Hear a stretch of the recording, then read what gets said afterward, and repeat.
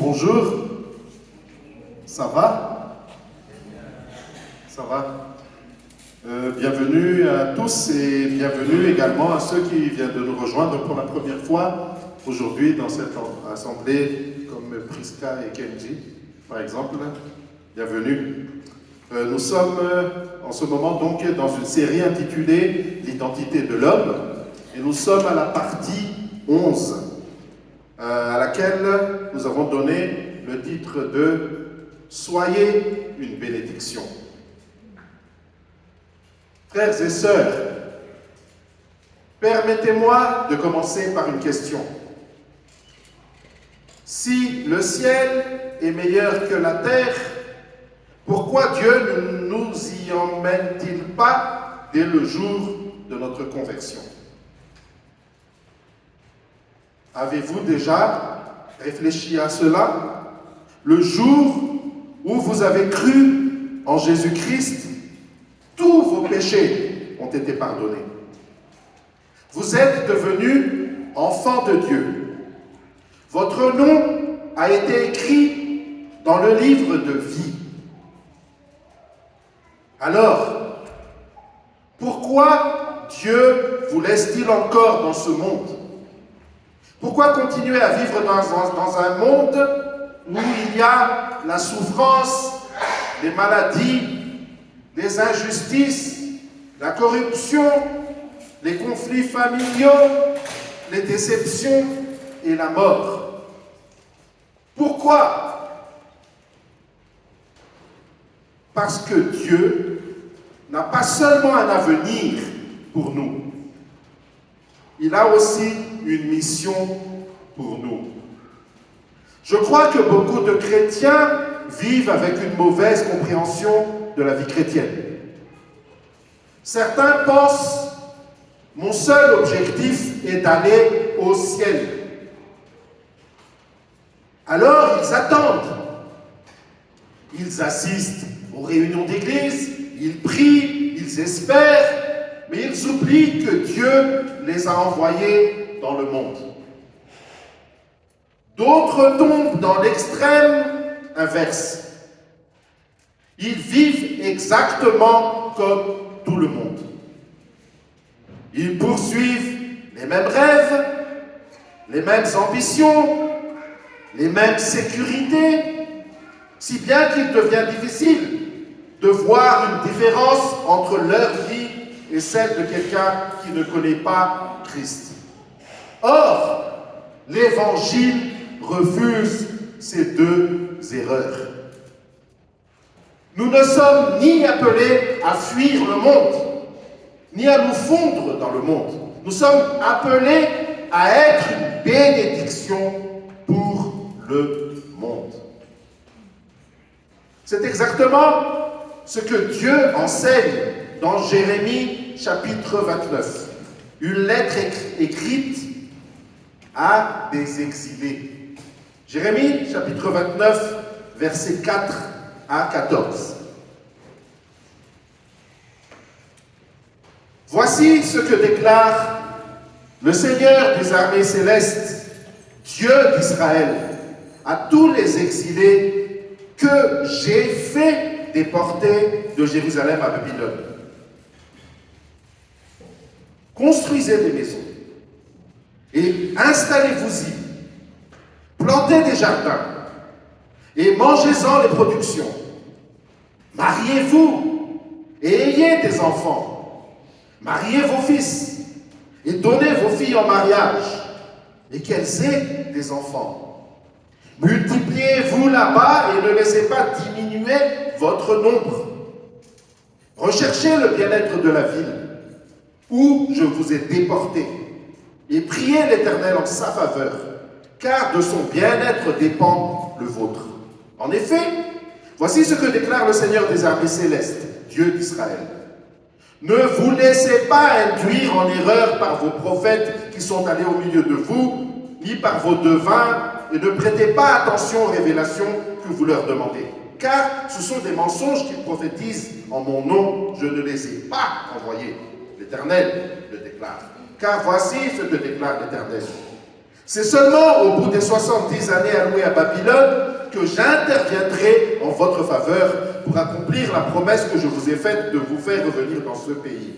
Car moi, je connais les projets que j'ai conçus en votre faveur, déclare l'Éternel. Ce sont des projets de paix et non de malheur, afin de vous assurer un avenir plein d'espérance. Alors vous m'invoquerez et vous viendrez m'adresser vos prières et je vous exaucerai. Vous vous tournerez vers moi et vous me trouverez lorsque vous vous tournerez vers moi de tout votre cœur. Je me laisserai trouver par vous, l'Éternel le déclare, je ferai revenir les exilés de votre peuple et je vous rassemblerai du milieu de tous les peuples étrangers et de tous les lieux où je vous ai dispersés, l'Éternel le déclare, pour vous ramener dans le pays d'où je vous ai déporté. Imaginez la scène. Jérusalem est détruite. Le temple est détruit. Le peuple de Dieu est emmené de force à Babylone. Ils ont tout perdu. Leur pays, leur maison, leur culture, leurs repères. Ils vivent désormais dans une ville étrangère, une ville idolâtre. Une ville qui ne partage pas leur foi. Ils pensent probablement, Seigneur, fais-nous rentrer rapidement. Mais Dieu leur répond d'une manière totalement inattendue. Construisez des maisons. Habitez-les. Plantez des jardins. Mangez leurs fruits, mariez-vous, ayez des enfants, recherchez la paix de la ville où je vous ai déportés, priez pour elle. Quelle réponse surprenante! Dieu ne leur dit pas, isolez-vous. Il ne leur dit pas, détestez Babylone. Il ne leur dit pas, attendez sans rien faire. Il leur dit, vivez, construisez, servez, bénissez. Et c'est ici que j'aimerais aller un peu plus loin. Nous pensons souvent que le problème d'Israël était Babylone. Mais est-ce vraiment le cas? Si Babylone était vraiment le problème, pourquoi Dieu leur demande d'y vivre fidèlement? Pourquoi? Parce que le plus grand problème d'Israël n'était pas l'endroit où il habitait. Le plus grand problème d'Israël était son cœur. Avant même l'exil, le peuple avait déjà abandonné Dieu. Il avait cherché sa sécurité dans les alliances politiques, sa prospérité dans les faux dieux, son identité dans sa propre puissance. Babylone n'a pas créé ce problème. Babylone l'a révélé. Et frères et sœurs, il en est de même en ce qui nous concerne.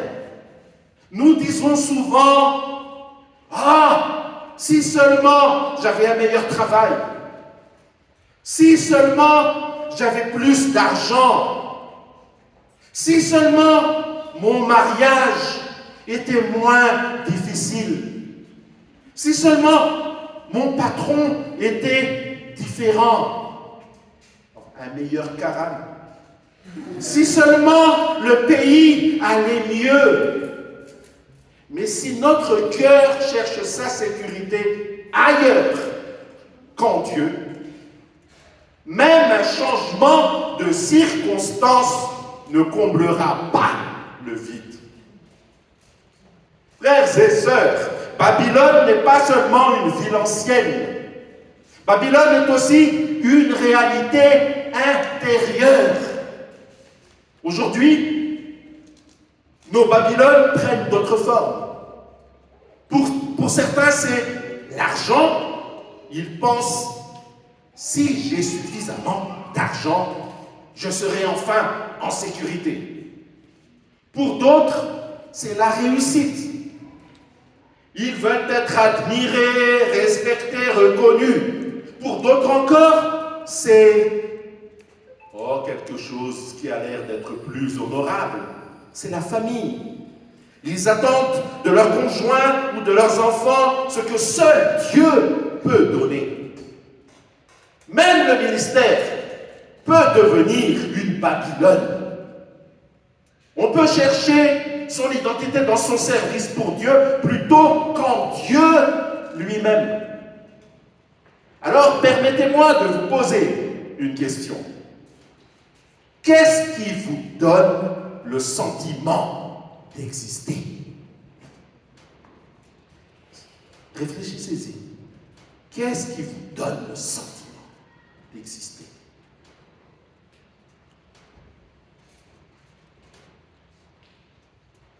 Si Dieu vous retirait cette chose aujourd'hui, votre foi tiendrait-elle encore debout?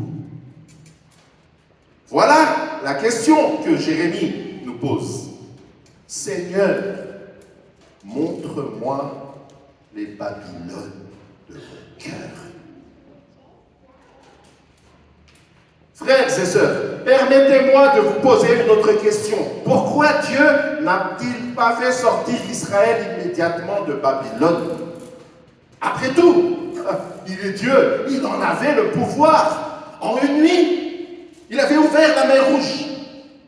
En une nuit, il avait frappé les premiers-nés d'Égypte. En une seule nuit, il avait renversé de grands rois. Il peut le faire comme ça. Remarquez ce qu'il a fait à Radzouil. Bam! Comme ça. Il a fui. Alors pourquoi laisser son peuple en exil pendant 70 ans? Parce que Dieu voulait accomplir une œuvre plus profonde qu'un simple changement de pays. Il voulait transformer leur cœur. Mes frères et sœurs, nous demandons souvent à Dieu, change mes circonstances, mais Dieu répond parfois, je veux d'abord changer ton cœur. Et tant que notre cœur n'est pas transformé, même un changement de circonstances ne nous apportera pas la paix. Écoutez bien ce que Dieu dit. Recherchez la paix de la ville où je vous ai déporté. Et priez l'Éternel en sa faveur, parce que votre paix dépend de la sienne. Quelle parole étonnante! Babylone est une ville qui a détruit Jérusalem. Babylone est la ville qui a emmené leurs enfants en captivité. Babylone représente l'injustice. Et pourtant, Dieu dit, recherchez son bien. Le monde dit, aime ceux qui t'aiment. Dieu dit, cherche le bien, même de ceux qui ne pensent pas comme toi. Le monde dit, protège seulement les tiens. Dieu dit, sois une bénédiction pour toute la ville. Voilà la logique du royaume de Dieu. Et pourquoi est-ce difficile? Soyons honnêtes, cette parole nous dérange. Pourquoi? Parce que notre cœur aime naturellement construire son propre royaume. Nous voulons que notre famille réussisse, notre entreprise réussisse, notre ministère réussisse. Et nous pouvons facilement oublier que Dieu nous appelle à rechercher aussi le bien de ceux qui nous entourent. Le péché nous replie sur nous-mêmes. Il nous fait croire que le bonheur consiste à accumuler. L'Évangile nous révèle que le bonheur consiste à recevoir de Dieu, puis à donner. Voilà pourquoi Jésus dit, il y a plus de bonheur à donner qu'à recevoir. Oui, l'argent est une bénédiction. La famille est une bénédiction. Le travail est une bénédiction. La santé est une bénédiction, mais chacune de ces bénédictions peut devenir une idole. Nos Babylone. Et comment nous le savons? Parce que nous commençons à dire, sans cela, je ne peux plus être heureux. Or, seul Dieu peut porter ce poids. Aucun conjoint ne peut sauver notre cœur. Aucun enfant, aucune réussite, aucune entreprise, aucun ministère. Lorsque nous demandons à une bénédiction de devenir notre sauveur, elle finit toujours par nous décevoir. Voilà pourquoi Jérémie rappelle au peuple que leur espérance n'est pas Babylone, ni même Jérusalem. Leur espérance est Dieu lui-même. À ce stade, nous pourrions penser, c'est impossible. Comment aimer ainsi? Comment bénir ceux qui nous ceux qui nous entourent? Et vous avez raison. Par nos propres forces, c'est impossible. Mais regardez Jésus.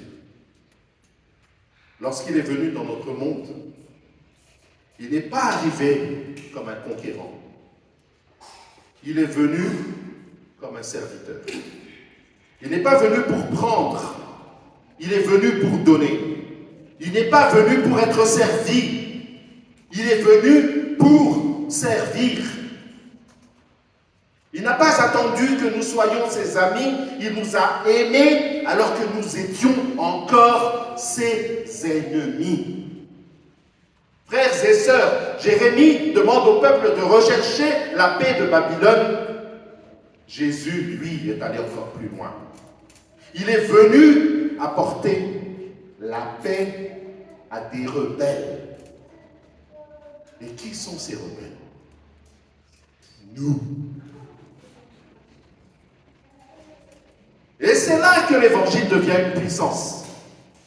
Nous ne cherchons plus le bien des autres pour mériter l'amour de Dieu. Nous le faisons parce que nous avons déjà été infiniment aimés. Voilà la différence entre la religion et l'évangile. La religion dit « aime pour être accepté ». L'évangile dit « tu es accepté en Christ. Maintenant, tu peux aimer librement ». Et la différence. Frères et sœurs, jusqu'à présent, nous avons parlé d'Israël. Nous avons parlé de Babylone. Nous avons parlé de notre cœur, mais permettez-moi maintenant de vous poser une autre question. Qui est le véritable héros de Jérémie 29? Est-ce Jérémie? Est-ce Israël? Est-ce Babylone? Non. Comme toute l'Écriture, ce texte nous conduit finalement vers Jésus-Christ. Et lorsque nous voyons Jésus, tout prend un sens nouveau. Si nous sommes honnêtes, nous savons tous qu'il existe au fond de notre cœur un sentiment étrange. Nous avons parfois l'impression que ce monde n'est pas vraiment notre maison. Mais même lorsque tout va bien, quelque chose manque. Nous réussissons, mais cela ne suffit pas. Nous achetons, mais la joie disparaît rapidement. Nous atteignons nos objectifs, et presque aussitôt, nous en cherchons d'autres. Pourquoi? Parce que nous avons été créés pour vivre avec Dieu. Depuis la chute, l'humanité entière vit en exil. L'exil d'Israël à Babylone devient alors une image de notre propre condition. Nous avons perdu notre véritable patrie. Nous avons perdu la communion parfaite avec Dieu. Nous cherchons partout ce que seul lui peut nous donner. Frères et sœurs, avez-vous remarqué que les personnes les plus riches du monde continuent de chercher davantage? Je pense à celui qui est à Maurice en ce moment. Pourquoi? Parce que l'argent ne peut pas ramener un exilé à la maison.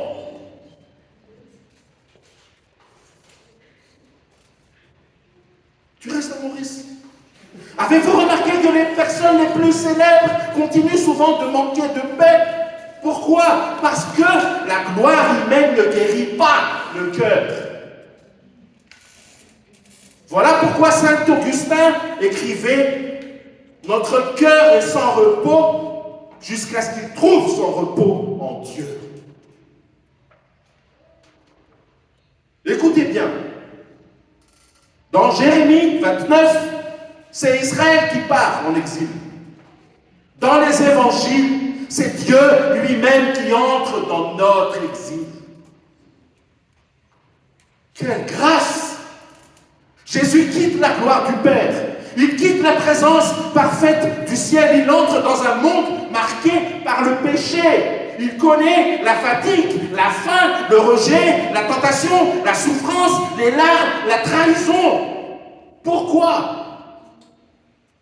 Parce qu'il est venu chercher des exilés. Il est venu chercher des hommes et des femmes qui avaient perdu le chemin de la maison. Mais l'exil de Jésus ne s'arrête pas à son incarnation. Regardez la croix. Il est arrêté, abandonné, moqué, condamné, puis conduit hors de la ville. Ce détail est bouleversant. Comme les sacrifices sont menés hors du camp, comme les exclus, comme les maudits, le Fils de Dieu est rejeté à l'extérieur pour que nous soyons accueillis à l'intérieur. Quelle grâce! Lui a connu l'exil afin que nous retrouvions notre véritable cité. Voilà pourquoi Paul écrit que Christ est devenu malédiction. Christ est devenu malédiction pour nous, afin que la bénédiction promise à Abraham parvienne jusqu'aux nations. Frères et sœurs, la bénédiction dont parle Jérémie 29 a un prix. Et ce prix, c'est la croix. Voilà pourquoi nous devons faire très attention. Jérémie 29 n'est pas un appel à être de meilleures personnes. Si nous prêchons seulement, construisez des maisons, travaillez bien, soyez généreux, nous n'avons pas encore prêché l'évangile. L'évangile commence ici. Jésus est devenu pauvre afin que nous devenions riches en lui. Jésus a été rejeté afin que nous soyons accueillis. Jésus a porté notre malédiction afin que nous recevions la bénédiction. Alors seulement nous pouvons devenir une bénédiction. L'obéissance n'est plus une condition pour être aimé. Elle devient la réponse d'un cœur déjà aimé. Qui a servi davantage que Jésus? Qui a donné davantage que Jésus? Qui a aimé davantage que Jésus? Qui a pardonné davantage que lui? Qui a recherché davantage notre paix? Personne. C'est en le contemplant que nous sommes transformés. Nous ne devenons pas généreux parce qu'un pasteur nous l'ordonne. On l'a bien remarqué. Nous devenons généreux parce que nous découvrons un sauveur infiniment généreux. Nous ne devenons pas serviteurs parce qu'une règle nous y oblige. Nous devenons serviteurs parce que notre roi s'est agenouillé pour laver les pieds de ses disciples. Le roi, il est venu sur terre pour laver les pieds de ses disciples. Nous ne devenons pas une bénédiction par contrainte ni par culpabilité. Nous devenons une bénédiction parce que nous avons été bénis au-delà de toute mesure. Alors, une dernière question demeure. À quoi ressemble concrètement une vie transformée par un tel évangile? Si Christ nous a amenés à la maison, comment vivons-nous désormais dans notre Babylone? Comment notre famille, notre travail, notre argent, notre église et notre quartier deviennent-ils des lieux où la bénédiction de Dieu se répand? C'est ce que nous verrons dans la dernière partie. Frères et sœurs, imaginez un instant. Imaginez qu'en quittant cette assemblée aujourd'hui, rien ne change. Nous rentrons chez nous. Il est quelle heure là? Nous mangeons. Nous sommes quel jour aujourd'hui? Nous reprenons notre travail demain et nous continuons cette routine. Et dans 6 mois, personne autour de nous n'a été touché par notre présence. Quel témoignage donnerions-nous de l'Évangile? À l'inverse, imaginez qu'une seule famille dans cette église décide réellement de vivre Jérémie 29. Une famille, puis une deuxième, puis une troisième. Très vite, tout un quartier commence à changer. Pourquoi? Parce que l'Évangile ne transforme jamais seulement une personne. Il transforme aussi les relations entre elles et autour d'elles. Si Jésus transformait complètement votre cœur, qu'est-ce qui changerait dès demain matin? Votre réponse dira beaucoup sur votre compréhension de l'Évangile. Certains répondront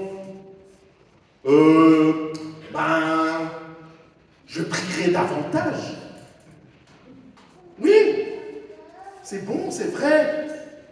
D'autres diront je lirai davantage ma Bible. Ouais, c'est vrai aussi. Mais Jérémie 29 nous montre quelque chose d'encore plus vaste. Une personne transformée change sa manière de vivre tout entière. Elle travaille autrement, elle parle autrement, elle élève ses enfants autrement, elle gère son argent autrement, elle regarde ses voisins autrement. Pourquoi? Parce que son cœur appartient désormais à un autre roi.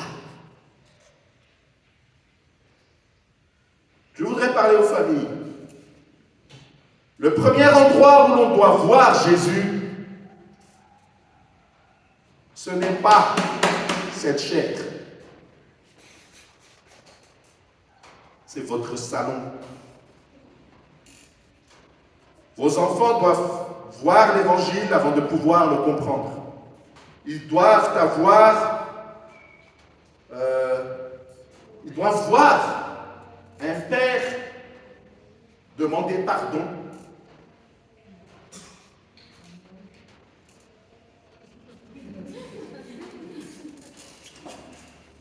Ils doivent voir une mère faire preuve de grâce.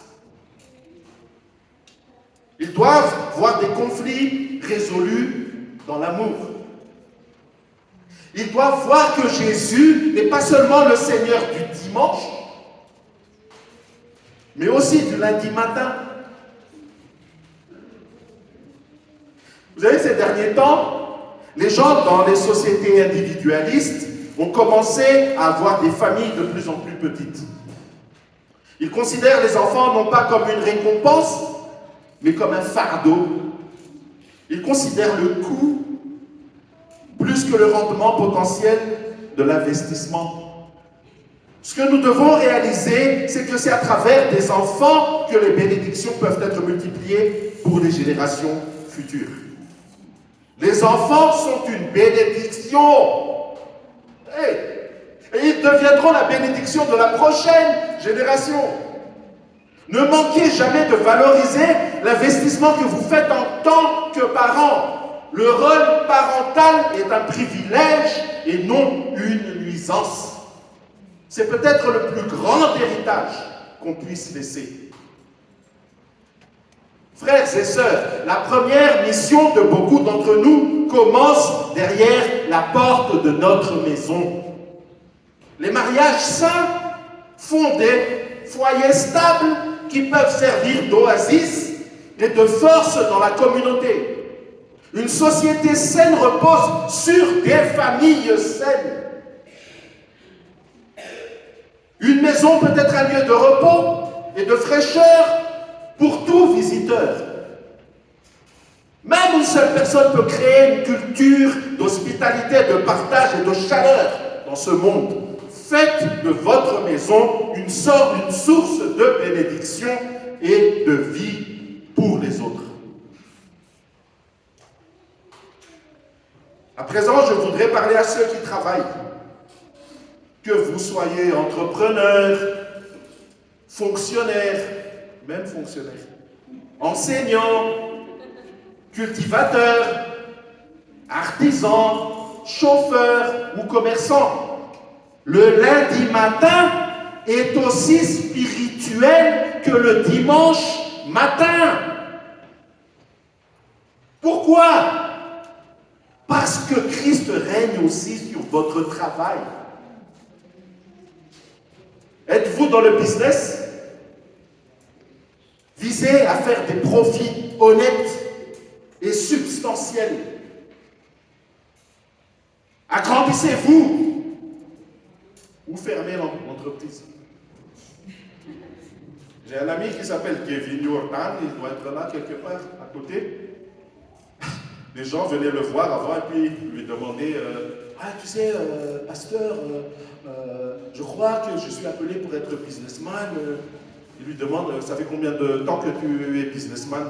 Oh, ça fait 2 ans là que je suis dans le business. Ah bon? Est-ce que tu gagnes beaucoup d'argent? Pas encore. Je ne gagne pas d'argent pour l'instant. Mais il lui dit, ferme. Faire mon entreprise n'est pas appelé à ça. Un businessman doit faire de l'argent. Sinon, ce n'est pas un businessman. Enfin, ce que je suis en train de dire, c'est n'ayez pas honte de réussir. Et alors quoi? Semez par votre succès. Soyez généreux pour la mission de l'Église de Jésus-Christ. C'est glorieux. Et faites preuve d'éthique. Ne participez pas à la corruption. Tenez-vous debout par la miséricorde de Dieu. Payez un salaire juste et honnête. Et cherchez à donner de l'emploi à autant de gens que vous pouvez. Les gens qui sont financièrement solides peuvent réaliser la vision du royaume et bénir une multitude de personnes dans leur vie. Nous ne devons pas tomber dans la mode moderne d'avoir un ressentiment envers les riches. Ça, c'est français, ça. Avoir un ressentiment envers les riches. Pour ne pas dire que c'est catho, en fait.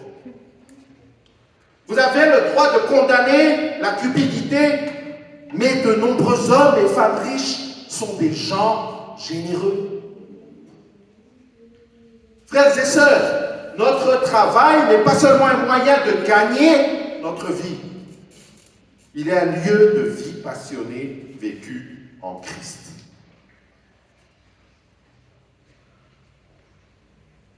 Maintenant, je m'adresse à vous en tant qu'Église. Écoutez encore les paroles de Jérémie. Dieu ne dit pas « Cherchez seulement la paix de votre famille ». Il dit « Recherchez la paix de la ville ». Ça change tout. Une église fidèle ne pense pas seulement à remplir sa salle. De toute façon, si c'était notre objectif, on a failli dans cette église-ci.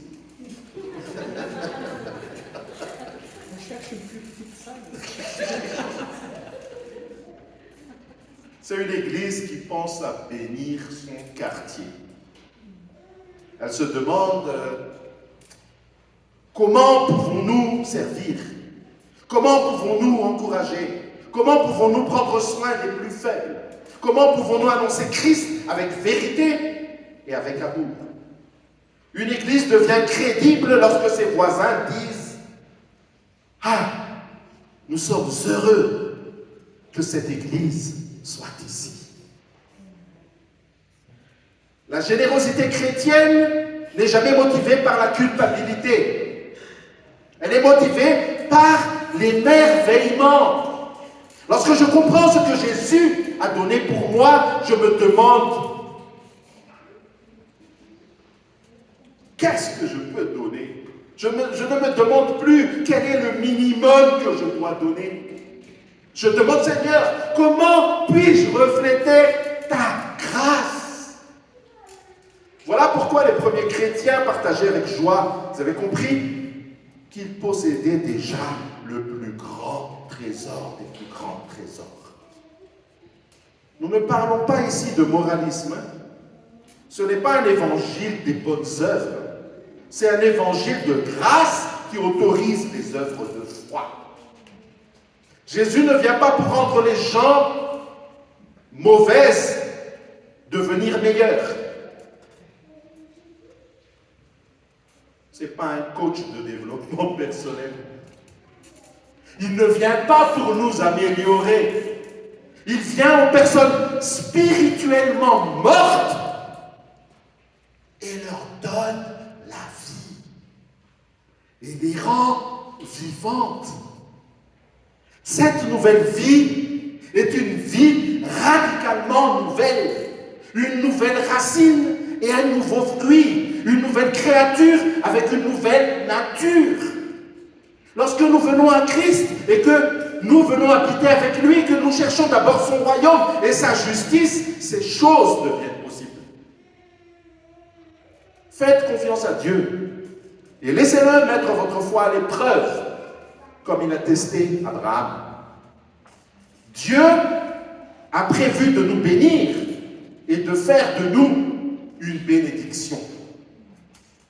Faites confiance à Dieu pour un rêve plus grand que vous avez, un objectif relationnel ou une ambition commerciale.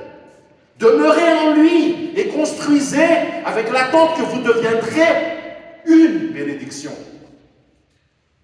Regardez Jésus une dernière fois. Avant de terminer, je voudrais vous demander de détourner vos regards de vous-même. Ne regardez pas vos échecs. Ne regardez pas vos réussites.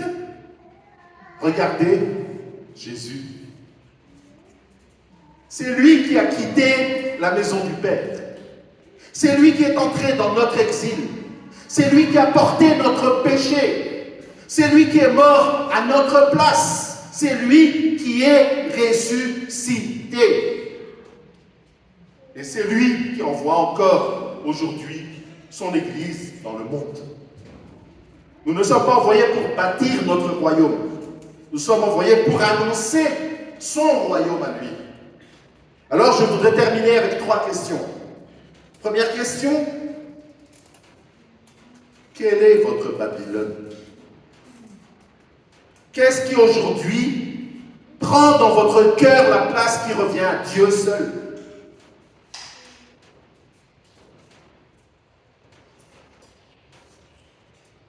Déposez-le devant le Seigneur.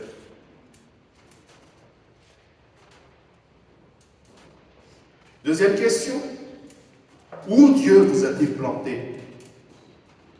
Dans une famille, une entreprise, une école, un quartier, un pays? Alors cessez de rêver à un autre endroit. Commencez à être une bénédiction là où Dieu vous a placé.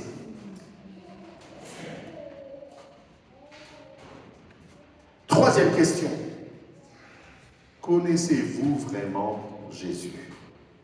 Je ne vous demande pas si vous connaissez des versets ou des doctrines. Je ne vous demande pas si vous allez à l'église. Je vous demande, avez-vous rencontré celui qui est devenu exilé pour vous ramener auprès du Père? Car sans lui, nous pouvons améliorer notre comportement, mais nous ne pouvons pas changer notre cœur. Frères et sœurs, lorsque Dieu a appelé Abraham, il lui a dit, « Je te bénirai et tu seras une bénédiction. » Cette promesse trouve son accomplissement parfait en Jésus-Christ. Que dit Dieu? En exil, construisez, plantez, produisez, procréez, multipliez et ne diminuez pas. Recherchez la paix et la prospérité de la ville de votre exil. Priez pour elle. Si elle prospère, vous prospérerez aussi. Il est intéressant qu'Abraham, étant dans une alliance avec Dieu, ait tout quitté et a encore gagné davantage. Il est devenu riche et puissant dans ce monde. Il a pu sauver Lot. Il est devenu patriarche. Il a prouvé sa foi en Dieu et la justice lui a été attribuée.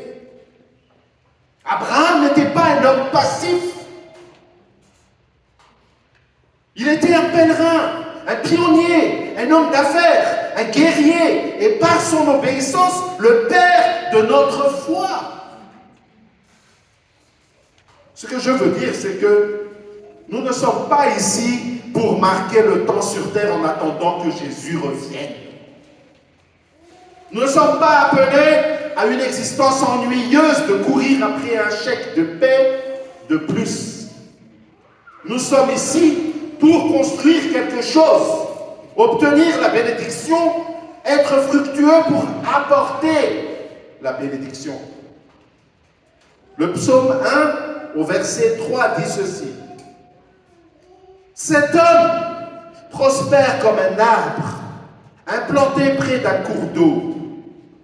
Il donne toujours son fruit lorsqu'en revient la saison. Son feuillage est toujours vert.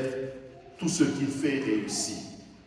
Nous devrions nous attendre à ce que nos vies soient comme un arbre planté près d'un courant d'eau. Nous sommes stables. Stables.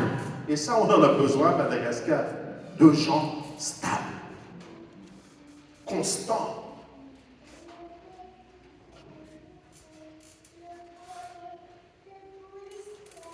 Des pasteurs stables. Des leaders stables, des gens stables, des pères stables, des mères stables. Nous sommes stables, féconds, fructueux, constants et prospères. Un arbre est une bénédiction, il apporte de l'ombre, un abri, de la nourriture. Mais un arbre a besoin d'eau. Jésus est la source intarissable de vie qui coule en nous. En lui, nous avons reçu le pardon. En lui, nous avons reçu une nouvelle identité. En lui, nous avons reçu l'Esprit Saint. Et maintenant, Dieu nous envoie. Non pour fuir notre Babylone, mais pour y vivre comme des ambassadeurs du royaume. Pour construire, pour aimer, pour servir, pour annoncer l'Évangile, pour que partout où Dieu nous plante, quelque chose du Jardin d'Éden commence à refleurir. La partie entière de notre vie devrait être consacrée à Dieu. Toute la partie entière, notre vie en entier, doit être consacrée à Dieu. Nous ne devrions pas vivre avec une division sacrée laïque, sacrée séculière, clergé, pinzout. où seul le dimanche est réservé au culte, à la messe. Vivez plutôt chaque partie de votre vie pour la gloire de Dieu. Travaillez pour la gloire de Dieu. Reposez-vous pour la gloire de Dieu. Construisez votre famille pour sa gloire. Profitez du fruit qu'il donne pour sa gloire. Nous sommes appelés aux affaires très extraordinaires de la vie ordinaire. Et les gars, Dieu ne veut pas de cinglés spirituels. Hein? Il veut que des gens ordinaires soient habilités par sa grâce à bien vivre leur vie ordinaire. Mais c'est extraordinaire. Étudiez, apprenez et cultivez ce que Dieu vous a donné. Investissez dans votre propre vie. Ensuite, partagez, donnez et semez ce que vous avez. Qu'avez-vous dans la main? Qu'est-ce que Dieu vous a confié? Alors, lorsque les hommes regarderont nos vies, ils ne diront pas « Ah, quelle belle église !» Ils diront « Quel grand sauveur !» Quel grand sauveur! Et toute la gloire reviendra à Jésus-Christ seul.